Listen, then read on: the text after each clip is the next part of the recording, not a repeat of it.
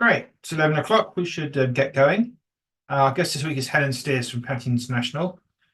But before we do that, we're going to just look at a bit of news from this week. So I've picked out three things. Rich is not around us today, so I'm going to look at PRS REIT as well. Hansa Trust first. This is complicated, way more complicated than it needs to be. First thing you need to know is that there are two classes of shares. So there are voting shares and non-voting shares.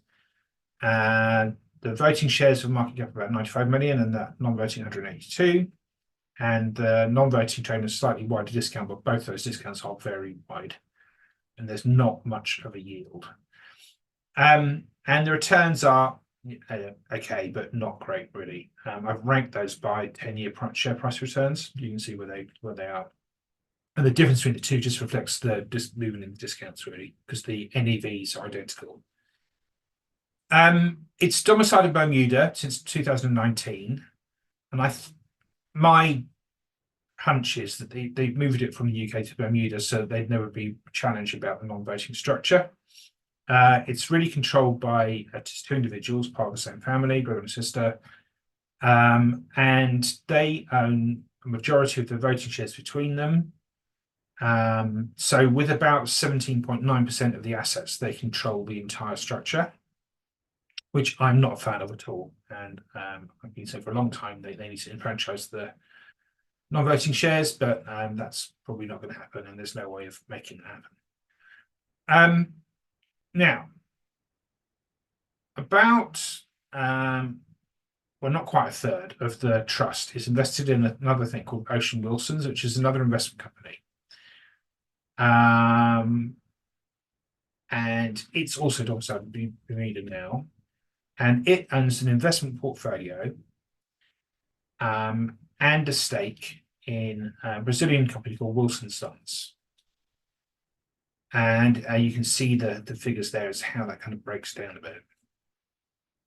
So it's just announced, this is Ocean Wilson now, has announced that it's going to sell its stake in Wilson Sons for about $768 million equivalent of. You have to take tax off that, so they're going to get, they don't know how much that tax is going to be, but they're saying the most it could be is 142 million. So they should get at least $593 million out of this, which is quite chunky. And that gives Ocean Wilson's assets of about $912 million, which gives it an NAV of about £19.88. And the current share price, as you can see there, has been coming up, but it's still only £14.30. So that's trading on a discount of about 28%. So it's quite chunky too, £500,000 worth. And it's got a much higher yield than Hansa does. So on a look-through basis, Hansa's share of those net assets is about £185.6 million. And that compares to its valuation in its accounts of about 137 million. But if you look at it just on the share price, it's 133. So obviously they can't get access to that. That's the discount basically. So there's not any massive uplift in NAV at the moment from this transaction for Hansa. But if, as it says here, Ocean Wilson's passes a lot of that cash through to its shareholders, then that effectively goes as the discount. So Hansa will get an uplift. So you should then see, well, if that special dividend happens, you should then see a jump in the NAV. So that's one thing to remember. And then the other thing is, because what's left of Ocean Wilson's is just all now investment portfolio, it'll have to reclassify as a closed-end fund. So at the moment, because it's got this big stake in Wilson Sons and that kind of dominates things, it's not classified as an investment company, or as a closed-end fund rather, in the stock exchange, but it could do. So it would come into our sector then. It's a fund of funds, which obviously we know has not been flavor of the month, but that should now change, hopefully, with the cost disclosure thing. We'll have to wait and see whether that makes a difference or not. It's managed by the same team that run Hansa. and that's important too. And that is owned by William Salmon again and another guy. And it sits in their offices. So it's very much, they're all kind of in each other's pockets here. But it is important to note that Hansa does not control Ocean Wilson. So Ocean Wilson's can kind of do what it likes. What it won't be able to do is anything that requires a 75% those voting without Hansa's consent, because it's got over 25%. So it can't liquidate, for example, but I don't think they're doing that. So when it does come over, this is what the portfolio looks like. And you can see, I mean, that there's a few funds you might kind of recognize in there, some more things you might not do. Things like Pershing Squares in there, for example. Polycap Tech, but I think that's the open-ended version rather than the closed-end investment trust. Not good reason, I think, of why you wouldn't hold a equivalent fund on a discount, but there we go. Worldwide Healthcare's in there. So yeah, but most of these things are either LPs or open-endeds. And it's decent size. And I remember that's going to be topped up by a lot of cash, so that portfolio should expand as well. So we'll see what happens with that. But it does look to me as though Hansa's still undervalued, but there's no way of forcing it down to close. And Ocean Wilson may be undervalued too. We'll have to wait and see. So that's that one. GCP Infrastructure next. One that we like. The discount opened up on the back of rising interest rates. As the NAV shows, there was really no need for that. There's not a lot of logic to it. But nevertheless, the share price did go way down. It has started to recover since, but has slipped in the last few months, and that's happened to a lot of these funds actually. So that discount's way too wide, about 30%, and the yield is just amazing, so 9%. And that, I think, is pretty cast iron, but we'll have to wait and see what happens now. So what is just announced this week is there's a small drop in the NAV, which is not the end of the world, 205p. But they're not going to tell us why, and this is the interesting thing. So they have got this target to recycle 150 million of assets, and use that money to buy back stock and repay the outstanding debt it's got on the revolving credit facility. So they've sold 31 million quid worth of stuff so far. The balance on the debt is still 57 million.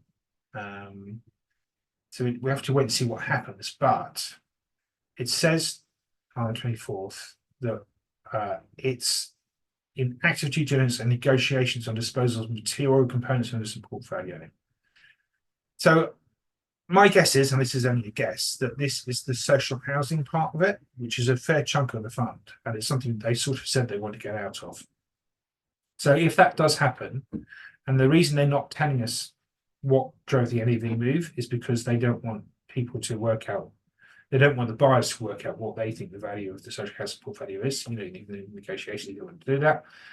But it seems to me quite likely that we are about to see a big disposal announcement here, and that would allow them to pay down the RCF and start more buybacks. And the timing of this seems to be fairly soon, because they're saying that they will be publishing the NAV move in the accounts in December. So I'm thinking that we should get something in the next few weeks, but we'll just have to wait and see. That's pure speculation. PRS REIT is the only other one we want to talk about today. Now this one, the NAV is just marching up there. Again, we've got the discount widening out with the interest rate rises. We've got this discount closing recently, and that's all related to corporate action. I'm going to talk about in a second. But again, that discount's still a bit too wide, about 20%. And the yield is an enormous 3.8. So it's all designed to build houses and rent them. It's in the name. And they've almost finished their initial building program that they set out to do. So they're targeting 5,576 houses, and they've built 4,400 of them. Those are occupied, they've got tenants in them. The only reason why obviously dipped a little bit is because they just completed a whole lot of houses, haven't quite let them yet, but they should be running about 98% on a kind of normal run rate. And obviously, people constantly want to move out, and you have to replace them with new tenants, so it's never going to be 100%. Rent collection is pretty good. There are some rent arrears, but they're tiny in the considered scheme of things. They're getting very good rental growth, which is something that we've seen across the whole of the residential market. A bit more for new tenants coming in than they do have for reletting to existing tenants. So that's still pretty good. That's one of the things that's been driving the NAV higher. They've been trying to drive down the property management costs, but they can never get, that kind of 80.8. It may be high-ish, but I don't think they can drive it down a lot. And on the back of all of this, they're generating more income, so they're thinking about whether they can put the dividend up. So on that basis, I think really this is just firing on all cylinders. It all seems to be going the way it should be, but there is a new board in place because of what happened we've talked about in previous shows. So it all came back. It was all triggered by the board extending the manager's contract, and we were quite adamant that was the wrong thing to do. And now, with new directors imposed on it, it's launched a strategic review. They're badging this as a formal sale process. That's a technical term under the takeover code, but it means that they can talk to people without having to tell shareholders what's going on, so it's and do it privately. Nothing's had started on the 23rd of October, but I would imagine that things are going to start quite quickly here. And I would also imagine that we're looking at a sale of the whole business, but for what price, I cannot tell you.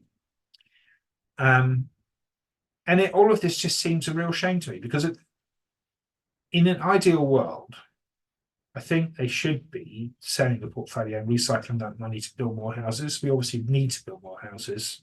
There obviously is money to be made from building more houses, as they demonstrated already. And they should be just getting on with doing that. But it seems more likely to me that the whole thing is going to disappear and get wound up. But we'll just have to wait and see. So that's enough from me.